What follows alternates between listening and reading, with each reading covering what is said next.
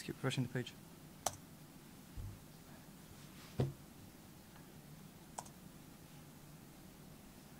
It's live, Sayyid. Yeah, go for it, Sayyid. Assalamu alaikum, everyone. I'm introducing myself, Zain Rizvi, and Sayyid Ali. guys, sorry for this second show that we are doing. We had some technical difficulties with our last show, but the show must go on, so we're doing a second show for you for the BayatAlGhadeer channel. So, as of this show that we're currently doing, we're going to answer your questions, telling you a bit about what this channel is about, why we're opening it, and inshallah just to rectify some common misconceptions between Shias. We are doing a live channel stream, so you can ask any questions you have on the YouTube channel. Inshallah, we'll answer them to the best of our ability, and inshallah, we're going to begin with our first few couple of questions. Inshallah, Sayyid. So, yeah, so once again, we apologize. We had a bit of a technical issue. I don't know why. But as long as you don't mind seeing our faces again, we have no issue to do it again. So, say the first question I'd like to ask you is, why did you choose this name, or why did the team members choose BayatAlGhadeer? So, BayatAlGhadeer is essentially the allegiance that was given by the companions of Prophet Muhammad, peace be upon him, and his family. They made a pledge of allegiance at a place called Ghadeer, and a lot of Muslims don't know about this. But essentially what it was where Imam Ali, alayhi salam, the cousin, son-in-law and spiritual brother of the Prophet Muhammad, was actually given his caliphate, where the Prophet raised his hand and said, "Man kuntu mawla fahada alayhi mawla," for whoever I am his master, Ali is his master. And we believe this is where Ali was chosen officially, given the pledge of allegiance by his companions to Imam Ali, peace be upon him. And so this is really the message we want to give out to the Muslim public who don't know about this, that there was actually a successor chosen by the Prophet who would keep in right guard the interpretation of the Quran and the religion of Islam. The interpretation should be withheld.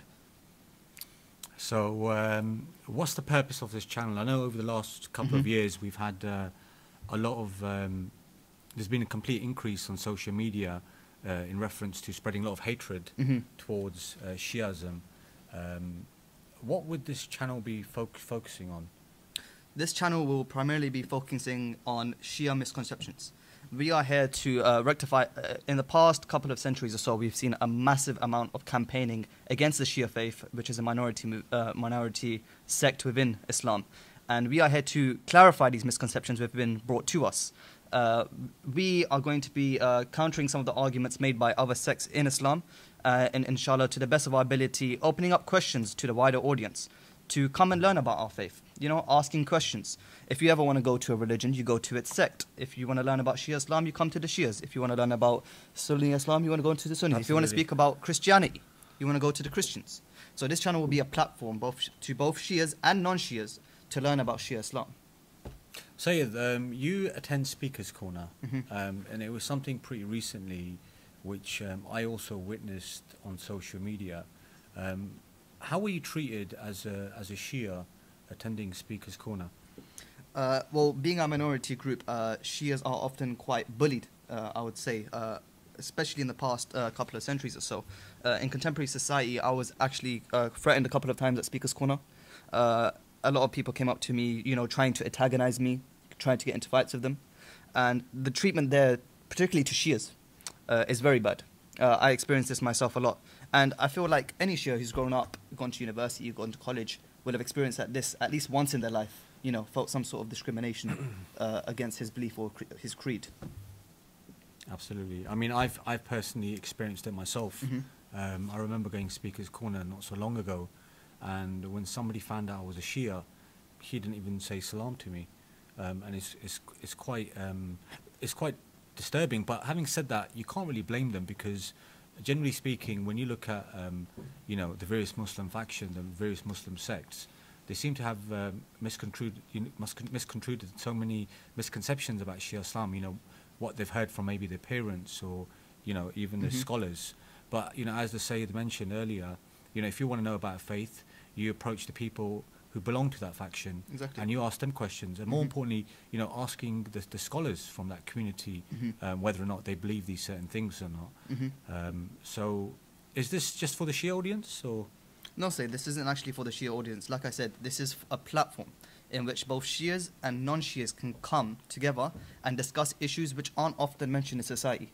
often you'll find in various discussions that we should not mention these questions. That we should refrain from talking about this issue, Especially X, about Y, history. Z. Especially About history. Yeah, yeah. We can talk about the existence of God to non-Muslims. However, when we come to talking about, for our companions, personalities X, Y, and Z, we're told not to talk about them. Even when it comes to discussing the essence of God, for example, some sects in Islam refrain you from talking about them, saying, no, this is not something you should question. The attributes of Allah. Exactly. So here is one thing that we're trying to create a platform to both Shias and non-Shias to ask questions. The only time you're going to come to the truth, Sayyid, is if you ask questions. So? Absolutely, absolutely. Will you be giving any Sunnis a platform on the channel? Is it just open for Shias, or will you be inviting? I mean, I can speak here as well, because at the end of the day, this is a team of brothers getting together. Well, yes, I mean, we don't mind. This platform is for everyone.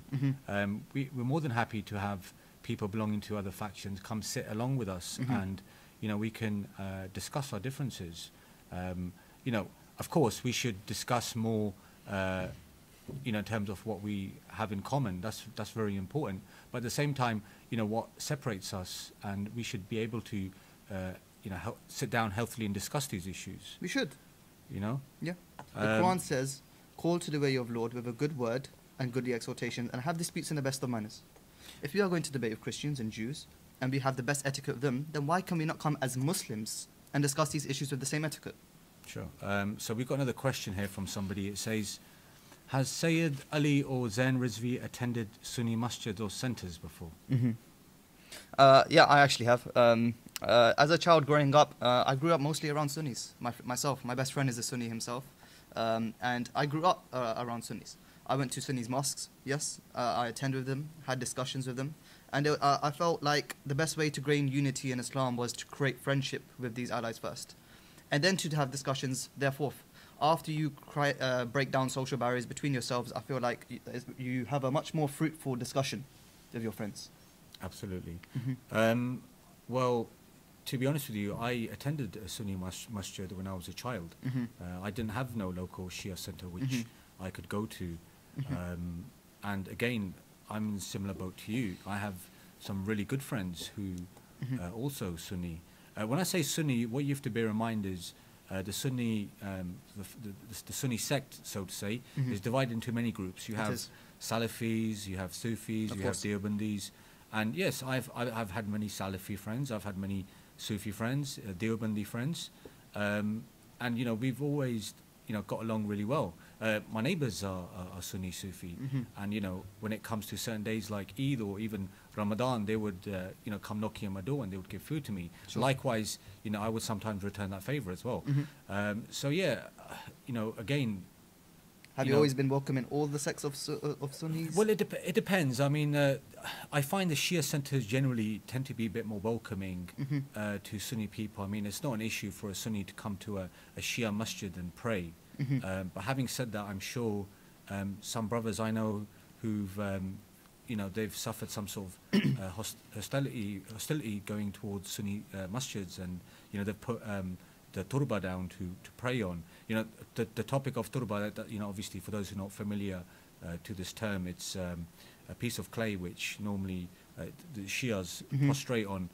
We believe that when it comes to prostration, it has to be done on something which is natural, and obviously when it comes to carpet, these type of things, they're all man-made. But again, as Rasulullah sallallahu alaihi wasallam said, the earth has been made a clean place for me and my followers to pray on. Absolutely. So again, I've had no issues. I mean, I personally have not experienced anything, but from what I've heard from some brothers, they have attended some centres, and they haven't been that welcoming.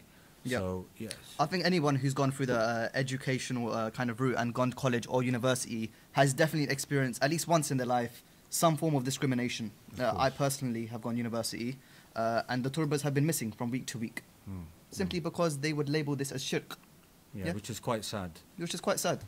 Yeah, I mean, there's so many things to discuss on this channel, and this is the reason why we've obviously created this channel, to clear these misconceptions. Exactly. And dissect and dismantle these misconceptions that are being made about the Shias. How do we combat extremism? Here's another question. How do we combat extremism? Good question. I'll let you answer that. No, I'll let you start. I'll let you start, and then I'll continue. I would say the best way to tackle extremism here in the West, in particular, is to educate ourselves on what extremist fractions are actually portraying extremism. You know, we have various sects in Islam. Yeah, we have traditions from the Prophet himself saying there will be 73 sects on the Day of Judgment. Some of them of which will come across extreme and will have extreme theology within their texts. And the best way for us to tackle extremism here in the West is to educate ourselves as to what these sects are, where they are coming from, and to let the public know our sect is indifferent from theirs and that we do not preach extremism ourselves. I think this is one of the most fundamentals, a piece of advice I can give to any person wanting to learn about extremism in Islam. It is not within Islam itself. The message of Islam is pure. However, some sects have taken extremist and literalistic interpretation of the sources. Okay, so when you say sect, I think it's important to distinguish which type of sects you're talking about, because obviously, you know, like within Shias you have different factions as well, and within Sunnism you have different factions who obviously all claim to be upon the Sunnah. You know, you ask a Sufi, he will say we Ahl Sunnah wal Jama'ah. You ask a Salafi, he will say we Ahl Sunnah wal Jama'ah. You'll ask a Deobandi, you know, whatever faction, even a Ahmadi, you know, that again is a separate topic. Again, they will claim to be Ahl Sunnah wal Jama'ah. Which faction have you tend to experience more sort of hatred and you know, aggression from? From my personal experience from Speaker's Corner and interacting with discussions with other sects, the main sect which I found which is extremely antagonizing and threatening and quite violent is in fact the Salafi school of thought. Especially at Speaker's Corner, where I could speak to Sunnis. They were very nice individuals and they came across as very calm. I could speak to Deobandis, I could speak to Barelvis. However, one sect where I found there was a lot of aggression. Oh, you know what? Sorry, I didn't want to interrupt you there, Said. I remember watching a video of you, and I think you were having a discussion with a Christian, and somebody comes running over, and they're like, "Don't speak to him. Exactly. He's a Shia." I was having a very good discussion with a Christian. It was one of my first videos. And you're spreading misinformation about Islam, or you're causing fitna against Islam? For any sort of argument a Salafi would use, I was also using. A normal argument against a Christian. We were having a very good discussion. This man then comes and he says he is a Shia, don't speak to him. Why? He's spreading lies. Even though I'm saying the exact same thing you were saying. I'm saying the exact same thing you were saying, and yet I'm portraying extremism. This is actually the movement, how it started at Speaker's Corner, where I was trying to engage and create unity within our ummah. Whereas as opposed to finding a common ground with our sect, this individual came forth and said, he's a Shia, don't speak to him. Absolutely. I mean, it's interesting because a couple of days back, I read an article in the newspaper about a child, a Shia child who had been killed in Pakistan. Both the mother and father were killed literally in front of him. And this child survived. He survived this slaughter that was made against his parents. So, you know, I mean, most Muslims would probably condone that act. They would probably say that, you know, whatever happened to the child's parents was extremely brutal, and Islam does not condone such things. But what if that child grows up and he wants to know why his parents were murdered, you know, by a group of people who allegedly, you know, claim to be Muslims, shouting out Allah's name and carrying out these heinous crimes. So, you know, if this child grows up, he's going to want to read the literature, these, you know, supposed authentic literature. Sure. So, obviously, this particular, you know, way of thinking, or this particular ideology, it has some roots and it has some basis to it. Sure. So I think, you know, again, you know, how to tackle extremism, well, we need to go to the core of the problem, and we need to see that why is it that, you know, certain traditions or certain views of certain scholars, their fatwas, has led to this extremism that we have and we're facing till today. Why is it that every terrorist attack on Western soil prior to the 20th century has been coming from one sect in particular? Why is it? These are questions which we must ask ourselves. If it was coming across all of us, then we'd say Islam is extreme, right? Absolutely. Exactly. I actually have a question here given to me through my Facebook account. It says, do you think by discussing sensitive issues, this could give the enemies of Islam more of a reason to criticize us? What do you think, Sayyid? Do you think we shouldn't discuss sensitive issues? The thing is, at the end of the day, you know, the truth is Muslims have not really helped themselves as well on this issue. Some people are in denial. You know, I've gone to work and I've spoken to work colleagues who've said, oh, this particular person, he's not Muslim. Why is he not Muslim? Oh, because he did this. So, you know, it really goes back to what I mentioned earlier about going back to the original sources and, you know, dismantling these sources and understanding how these people have come to this interpretation. So, I agree. Yeah, so even if you take that approach to say, let's not discuss sensitive issues, it's going to create disunity and it will allow non-Muslims to criticize us. Well, if you take that approach, then I guess you shouldn't condemn ISIS or you shouldn't condemn extremist fractions. Because we have to talk about certain issues. We have to talk about certain issues to clarify that our sect, our religion and interpretation of Islam is indifferent from these extremist fractions. Absolutely. Otherwise, how else are we going to do it here in the West? And to be honest with you, in this day and age with social media, the truth is nothing is actually hidden, you know. Unfortunately, it's the result of these certain individuals who are carrying out these crimes in the name of Islam, that Islam has been tarnished in such way, you know. There's been times where I've surfed social media and I've seen, you know, blasphemous comments made about the Prophet, may peace and blessings be upon him and his family. And, you know, again, how did they come to these conclusions? I mean, what made them come to this understanding about, you know, the Prophet having this, you know, I don't want to even repeat the words because they're just absolutely disgusting. But again, you know, the truth is we need to discuss these issues and we should stop brushing them under the carpet. We should. So, Sayyid, what do you think this channel can offer as a platform to people to sort of understand these issues going on in society? We've made this as an interactive YouTube channel, so you're more than welcome to contact the channels if you have any suggestions. Again, as I said, this is not really our channel, this is your channel. So it's not just open for the Shia community, it's open for everyone. Again, we don't have no issue of having somebody belonging to another school sitting alongside with us. You know, we can have discussions on a variety of things. Sure. So, yeah. Yeah, sounds good. I've got a question here. Go on. How can we help with the channel, including donations? How do we donate towards the channel? I think as of the moment, currently, the best way in any way to support our channel is through spreading it through social media. I think this is one of the key things that we can find is fundamental for it right now to help our channel prosper. Help it through social media. Tell people about it. Tell your friends. Spread it on Facebook, Twitter, or whatever form of social media you're on. We need people to know about this channel at the moment, because it's unlike any kind of platform which anyone has ever come before. Absolutely, there's nothing like this on YouTube. The reason why we're saying this is unique is because we find that a lot of the arguments posed by other sects to Shias, a lot of them are outdated Shia. Yeah. Yep. They are outdated. The arguments. A lot of the arguments are outdated in the sense that we have found that we have given good arguments in the past. However, in contemporary society, there are new questions which have been formed in regards to our creed, in regards to events and history and events that have taken place.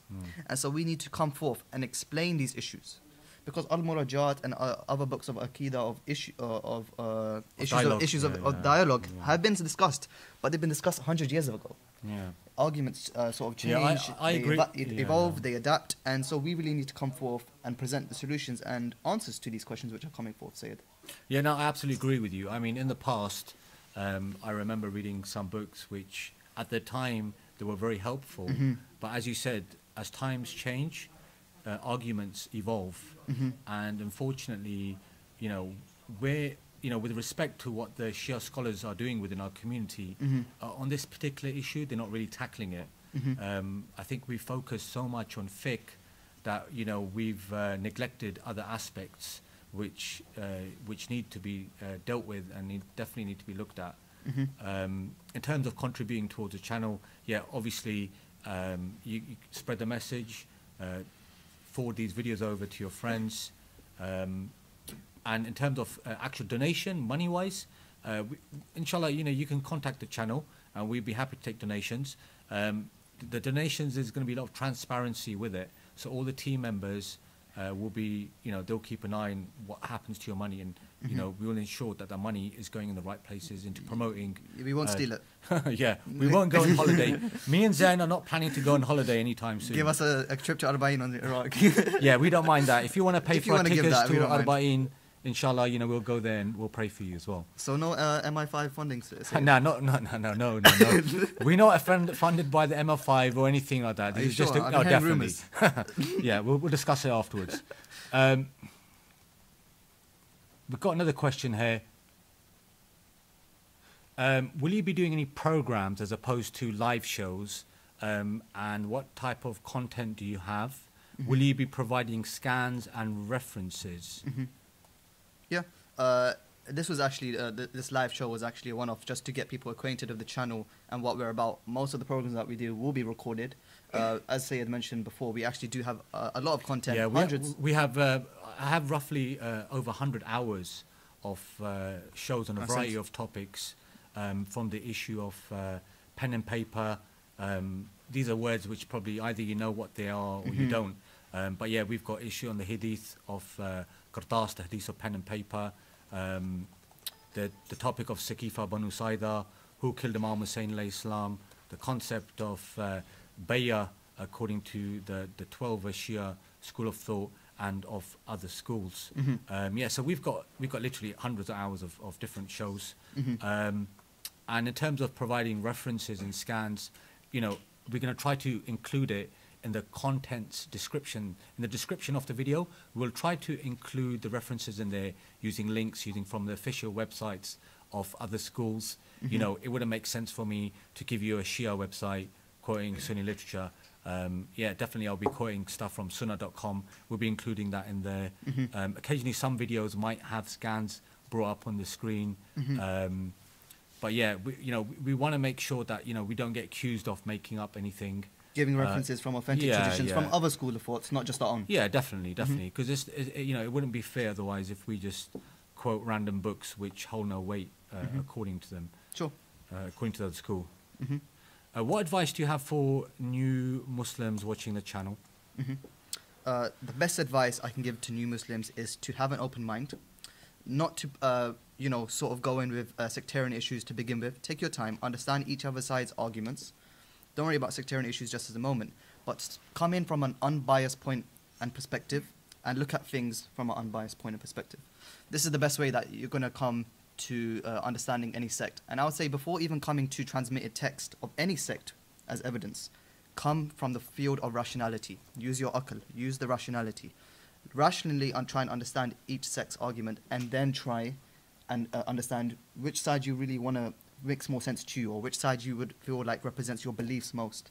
I feel like the Shia school of thought especially has a strong faculty, and that is the faculty of rationality. I think that's one thing which really differentiates our school of thought from others. Absolutely. Is that we would encourage people to think. Think about rational issues. Think about events that took place. What did this person, an individual, do, or what does our belief or creed mean rationally before we even go into texts?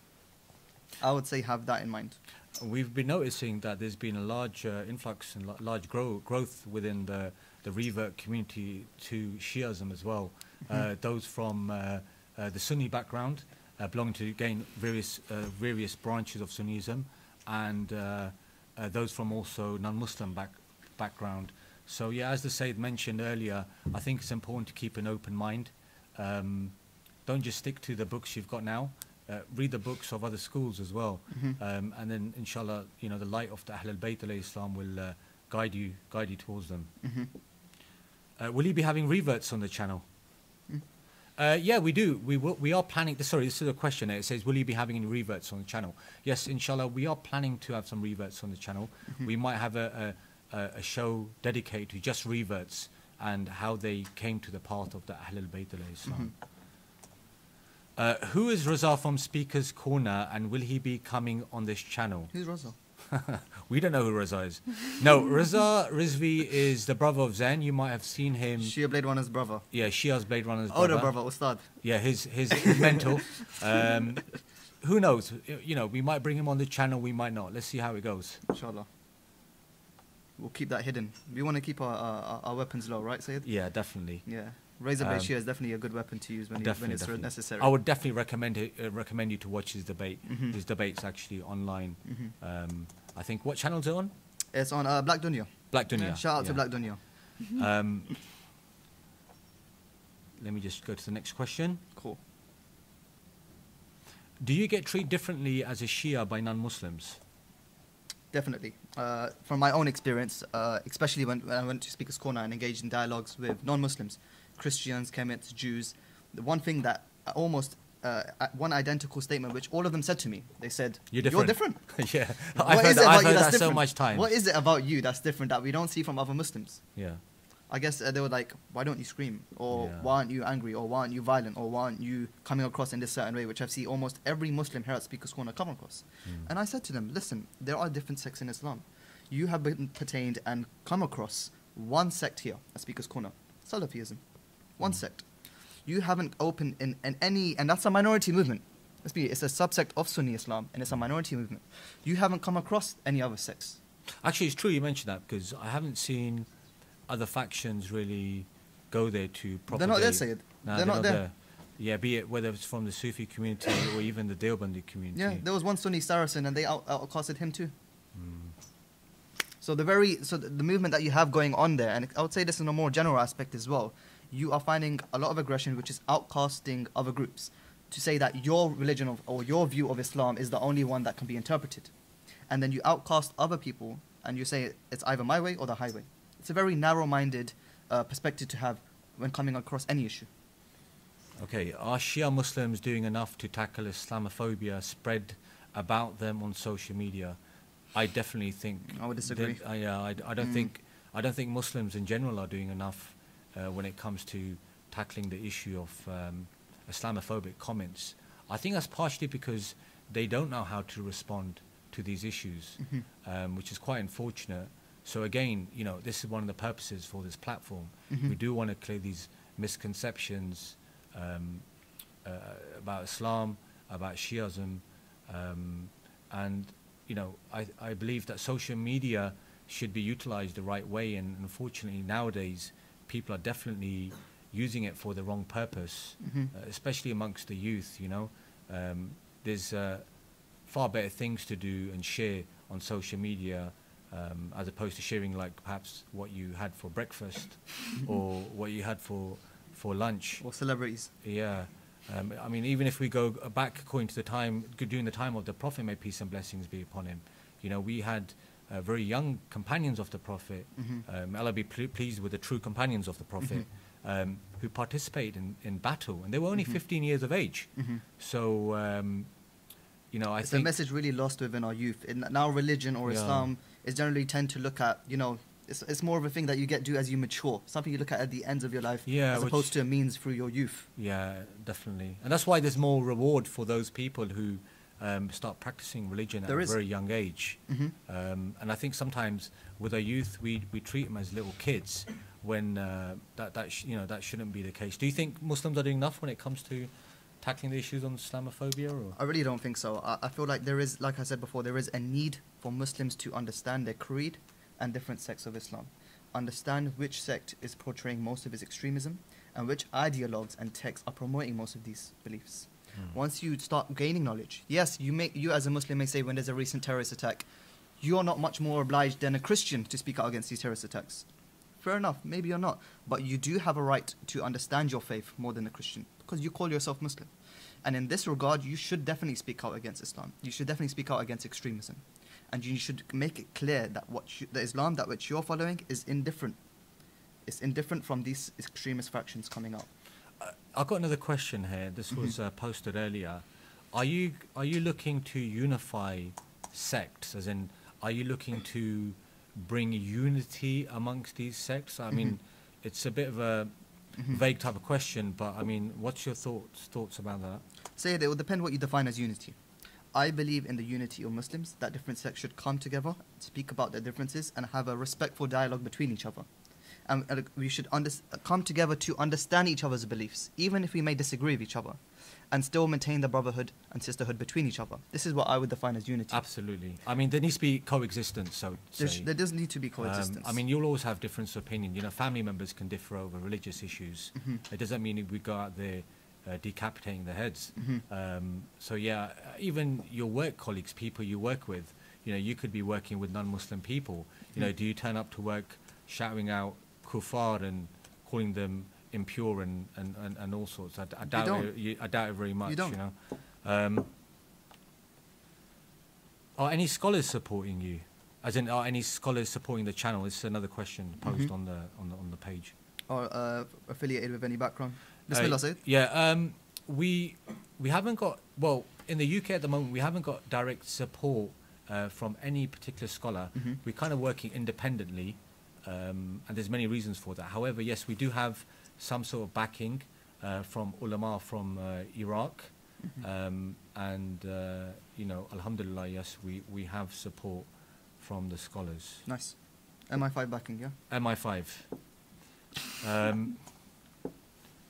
Will you be dealing with any fiqh-related questions on your channel? I feel like most of this channel will be based around Aqidah rather than fiqh. It would be based more around belief systems rather than Islamic jurisprudence. I feel like one topic which has been left out, particularly within Shias, is Aqidah, is belief. We have focused a lot more on Islamic jurisprudence, and we have left this part out in contemporary society. And it's something we're trying to bring back in through this channel. Even spirituality, unfortunately, as well. Even spirituality. We've delved a lot into the realms of Islamic jurisprudence and set our beliefs, and we've kind of swayed this away. And this is one thing that we're going to try and bring up through this channel, inshallah, to keep mentioning Aqidah, to bring it back. Because all of our traditional scholars, there will be masters in all of these fields. Absolutely. Not just one, right, Sayyid? Yeah, there shouldn't be restrictions. I mean, unfortunately, in this day and age, if you do face some sort of you know, question out of fiqh, and where you try to go to a scholar to you know, ask those questions, sometimes you don't really get an adequate answer. And definitely when it comes to the websites of the marjas particularly, you can't really email these type of questions. They quite make it, they make it clear actually. They actually email you back and be like, you know, this website is just for fiqh related issues. So yeah, we won't be dealing with fiqh related matters. Again, you should refer to the scholars, respected scholars you follow. What do you think about, there's another question here, what do you think about the differences of marjas and scholars, Shia scholars within the Shia community? Again, you know, this is not the purpose of this channel. If you know, if everyone is entitled to their own views and opinions about certain individuals, regardless if they're scholars or not. But again, you know, this is not the purpose of the platform. Yeah, do you want to add anything to that? I think that's perfect, Sayyid. Covered it quite well. Will Shia Blade Runner have any more debates? Shia Blade Runner have any more debates? Everyone wants to see you in action. They're wondering why you've been so quiet for such a long time. A lot of our time and preparation has gone into this channel. A lot of it and effort has gone into this channel, and that's what's preoccupied the time a lot. That's why we haven't gone Speaker's Corner recently. In addition to that, it's been very cold. Yeah, it's been very cold, I agree on that. Yeah. But yes, we will be making movements. Will you be making any snowmen anytime soon? Any snowmen? Maybe. Without heads? Maybe without the heads. If it doesn't have the head, then maybe I'll make the snowman. Okay. Yeah. All right, that's fine. Just going to go to another question. Yeah. Will you be doing any more live shows with Q&A form? Question-answer form? Well, listen, we can see what the future holds for us at this moment. We haven't got anything planned at the moment, but this is what we want. This is This is a platform for what people want. If there's something that people feel like is necessary, you should make a suggestion. They can have it. Yeah, you should make. You can make a suggestion. Yeah. And we have our Facebook page where people can write comments and suggestions and post things. Absolutely. Yeah. So this is a platform for the people. And what's the Facebook page called? BayatAlGhadeer. You'll probably find the link to the Facebook page in the description as well. In the video. But as the Sayyid mentioned, you know, by all means, if you have any suggestions, contact the channel. I think in terms of Q&A live, I suppose we could have, after doing a program, we could have a live Q&A for that. And if you have any questions, you can post them in the YouTube channel. Why not? But definitely subscribe to the channel. It's very important. The reason why I say it's important you subscribe to the channel is whenever something gets uploaded, you'll get notified. So it's always important that not only you subscribe, but you subscribe to notifications as well. Subscribe to notifications. Yeah, and just keep an eye on the Facebook page, because if we plan to share anything on there, you'll be the first to know about it. I think we got some questions in the audience here. Yeah, I was just going to mention, we do have a slight bit of an audience sitting down today. So I'm going to possibly take a question from a brother who's sitting down. Sure. That brother's got his hand up over there. Brother, what was your question? Wa alaikum salam. I've got a question saying. What advice would you give to the Shias in the West? Shias in the West. Oh, good question. I would say one of the biggest advice I'd give to Shias in the West, especially the youth, is you really need to stop being bullied. One thing that a lot of people has happened, and especially if you've gone through school, secondary school, college or university, Shias are often bullied, say it. They're often asked questions about their beliefs, which is fine. You'll find that a group might come to you, they might have questions, which is fine. Let's have these dialogues. But why are you always in a defensive position at the point where you're answering 4 or 5 of the opponent's questions and you're not asking any of your own? Because our Aqidah is strong. Our belief is strong. Our ancestry and heritage can trace back to the Prophets. We can explain our beliefs. We have in the time of the Prophet where he's referring to Shias, that our beliefs and practices are evident from companions of the Prophet, peace be upon him and his family. We should then, after the best defense, I would say, is then a good offense. So after having discussions, it's fine. Have these discussions. But then ask questions also. Don't be bullied. This is one message I would definitely like to give to the youths in the West. I've got a couple of questions actually on the Facebook page. Do you? But we do have some brothers here as well. The brother in the back, the one in the blue shirt. Yeah. Raise up, do you have a question? Assalamu alaikum. Wa alaikum salam. Well, we want to ask you, how is it that we can support the channel? What kind of things should we do to support you guys in your work? So you go on. We did kind of cover this slightly earlier. Again, it's about spreading the message. Give us your feedback. Whenever we share a video, by all means, send it out to your friends. As I said earlier, it's not just for Shias, it's for all Muslims. It's important that we... Said, you might want to repeat the question just in case the mic didn't catch it. Oh, sure. In case you didn't catch the question, the brother, his question was, how do we support the channel? Is there any particular way we can support the channel? You know, as I said earlier, we did answer that in the first half of the Q&A. Just spread the message. Spread the message of 𝗦𝗨𝗕𝗦𝗙. Powerful tool is social media, guys. If you're not using it, you're slacking behind. Is there any other brothers who've got questions? Any brothers? Questions? No one with the hand up. I think we got some questions coming in from the live audience. Say, why don't you go to a couple of them? I'm just going to go to why don't Sunnis know much about Muharram? Muharram. I feel like go on, Said, do you want to answer that?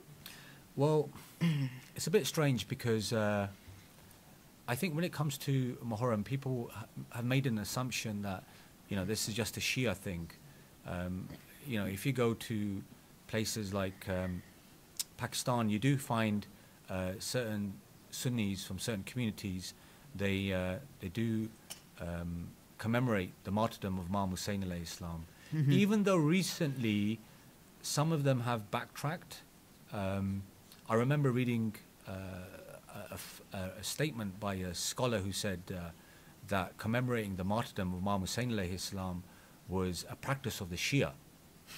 Even though he himself must be quite ignorant about the fact that the Prophet ﷺ was the first person to mourn for Imam Hussein alayhi salam. So I feel like the message of Ahlul Bayt has definitely been inept or lost out in a lot of sects of Islam, simply because they're not taught about the Ahlul Bayt. We have the riwayah from Prophet Muhammad sallallahu alaihi wasallam. I leave for you 2 weighty things. So long as you hold on to them, you shall never go astray. The Quran and my Ahlul Bayt. How many masjids, Sayyid, have you gone to or heard of that this hadith is not mentioned as Quran and Ahlul Bayt? Rather, no, it's mentioned as Quran and Sunnah. So this is definitely a message which has been withheld from a lot of communities, not within the Shia community, of course. And it's one thing that we really want to preach. That even if you disagree with us, fine, hold on to Ahlul Bayt. They're the second part of the Quran for you. Absolutely. But again, they might argue, they might say, well, we include certain individuals in the Ahlul Bayt. That's fine. So we can discuss that. So keep them and them. That's then. true, yeah. Keep them both. and, yeah. Even though technically speaking, that's not possible because at one point they pretty much clashed. But that's a topic for another time. Sayyid Haroon, we have a question. Assalamu alaikum. Wa alaikum salam. I'm not sure if you've answered this before because I came slightly late, but I wanted to ask, how often will you be doing these live shows? Well, is it like a weekly thing or a monthly thing, or is it just that random? we'll try our best to try to do something at least once every fortnight, definitely.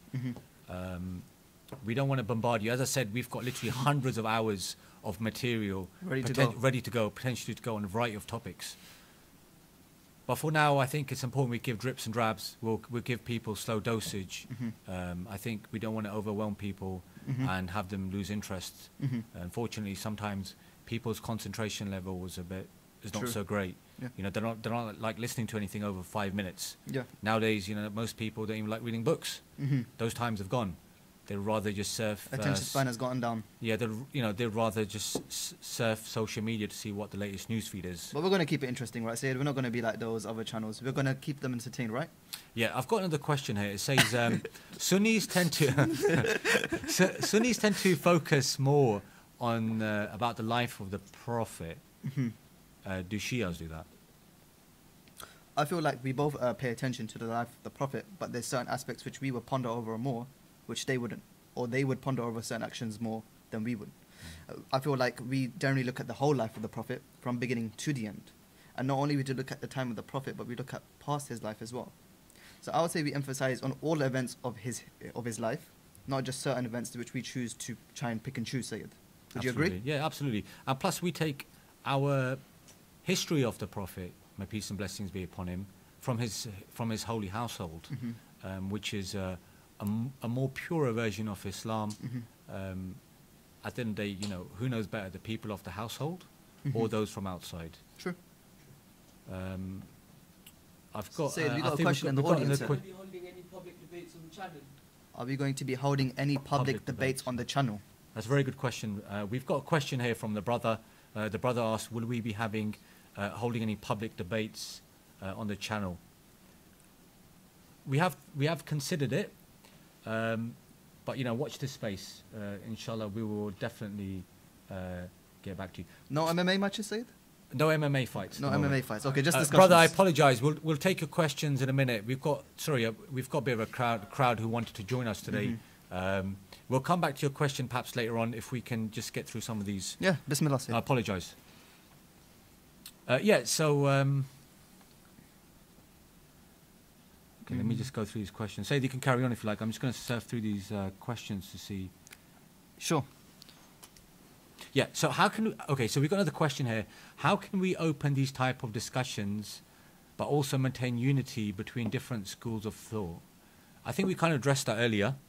I don't know if you want to elaborate on that. Could you just repeat the question, Sayyid? Sorry. It says, how can we open these type of discussions, or how can we discuss sensitive issues while maintaining unity amongst Muslims? One thing I would say, there definitely has to be a level of etiquette when you come to a discussion, to leave your emotions out of the argument first prior to coming in, and accepting that our beliefs that the opposing sect is going to present, which are going to be offensive towards you. Likewise, there are going to be beliefs which you have which are offensive towards them. For example, you could say that we have a portrayal of personalities XYZ which you find offensive. We would argue that you also have a view on personalities which we find offensive. There's going to be a quid pro quo situation where you have to accept both sides have beliefs which the other one will find offensive. And it's about coming from an unbiased, neutral, unemotional background, unattaching any feelings you might have to engage in a proper discussion. At the end of the day, look at the way our past scholars have dealt with these issues, whether it be Imam Ja'far as-Sadiq and previous scholars. As much as we feel like they might have had difference of opinion, they still sat with each other.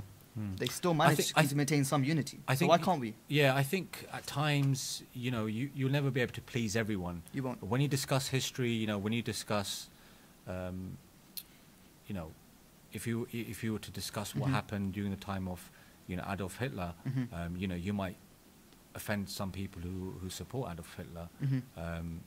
You know, if you discuss, you know, as Muslims, you know, we on a daily basis curse the devil. You know, you might offend some devil worshippers. You might. So essentially, you know, I think it's about maintaining, you know, it's that bit of self-control, and you know, at the end of the day, you know, we have to respect we have differences, and you know, we should coexist as a society regardless. Got a message from Sayyid Tahir. How should we deal with acts of hatred against Shias? Sayyid, what do you think? That's a huge topic, Sayyid. I don't think we have. You know, we've kind of extended quite a bit already. Or maybe more of a paradigm question, or the opposite. How could we engage in more discussions with fruitfulness and love and compassion? Yeah, we need to go to the root cause of this problem again. You know, we need to understand why this person has this animosity to begin with. There could be many factors of that, you know. God forbid he could have been abused as a child by a Shia, you know. It could be. It's possible. By a cleric, or, you know, God forbid. But, you know, again... There's a lot of experiences which individuals might go against and Absolutely. then generalize a school of thought based on those experiences. Absolutely, absolutely. I mean, again, as I mentioned earlier, you have different types of factions within Sunnis. You have, you know, Sufis, Deobandis, Salaf, you know, you have Al-Hadith, but again, not all of them are the same. You know, I have friends of mine who are Salafi, and they're quite good people. You know, they're good people at heart. And as individuals, there's some really top people. I've probably got more Sunni friends than I have probably Shia, to be honest with you. When we refer to any sect, we're not referring to all people who pertain themselves or identify themselves with that sect. Rather, we are talking about the extremists. We are talking about their books. We are talking about it on an objective level, their texts, their interpretation from their scholars, not the people who may be following that religion. Right, Sayyid? Yeah, absolutely. So I've got another question here related to taqiyya. But again, I think this is not for the this is not the time and place to discuss the concept of taqiyya. I don't think anyone's trying to kill us here. I think we're good, right? Yeah, Sayyid? yeah, we're I definitely. hope not. I hope not. I know we got a crowd of people sitting in front of us, but No. okay. So we got somebody's. Go on, Sayyid. I don't want to read that, but can you see that comment here? Yes, I seen that comment. See, we exactly what we're talking about, where we're getting... This is the type of behavior we're talking about. For those who've subscribed to the channel, by all means, have a look at the comments, and you could see that someone's actually... They've already, you know... They've started to slander. Yeah, they've already started to slander. I don't want to... It says, you lying piece of... I don't want to... I think you guys can know what's going to come next after that, right? Yeah. So these are the type of people we're actually dealing with. And this is the reason why it's important that we run the channel to try to... educate such ignorance. Say the amount of hatred that I've actually received. If you look at the YouTube comments on my videos, the amount of hatred you see and the amount of filthy comments that which I didn't even know people could sort of say from their mouths, or at least from the comments on YouTube. It's ridiculous and it's disgusting. As in, what sort of message are you giving to non-Muslims watching? Absolutely. Okay, so will we be going live all the time? No, we're not going to be going live all the time. As I mentioned earlier, we do have some pre-recorded shows. At some point, we are going to release the videos for that. Okay, so let me just carry on. Some good questions here. Will you be discussing topics around other sects other than Sunnis, like Ismailis or Zaydis? Well, potentially there is a you know, as I said, you know, this is your channel. If you've got any suggestions, bring it to our attention. We'll discuss it amongst the team members, and if we find if it's an important issue, you know, we can have a show on that. Yeah, because we have the pre-recorded lectures on each of these topics, and we have the knowledge and the books required, and we have the manpower behind it. It's just a matter of what we feel like the fan base needs. What do you guys want to see? This is a platform for the people, understanding what sort of questions you guys have and answering them accordingly. I have a request from brother Ali Shia, and that was to recite Surah Fatiha for brother Ali Mustafa. And it's been a year since he's passed away. So if we can, inshallah, have Surah Fatiha for all the mu'mineen who passed away, including my father, who passed away, it's probably been over 10, 15 years now. So if we can, inshallah, have Fatiha for these. Sure. Bismillah ar-Rahman ar-Rahim.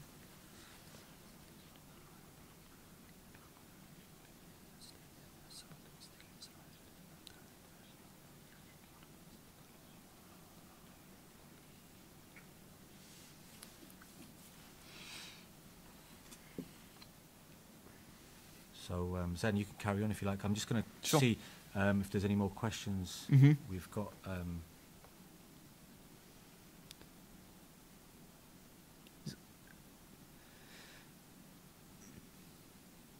got a little mini debate going in the Yeah, comment it seems section. as if Guys, I there's like thought you said this was relevant to the channel. You guys can have these discussions anywhere.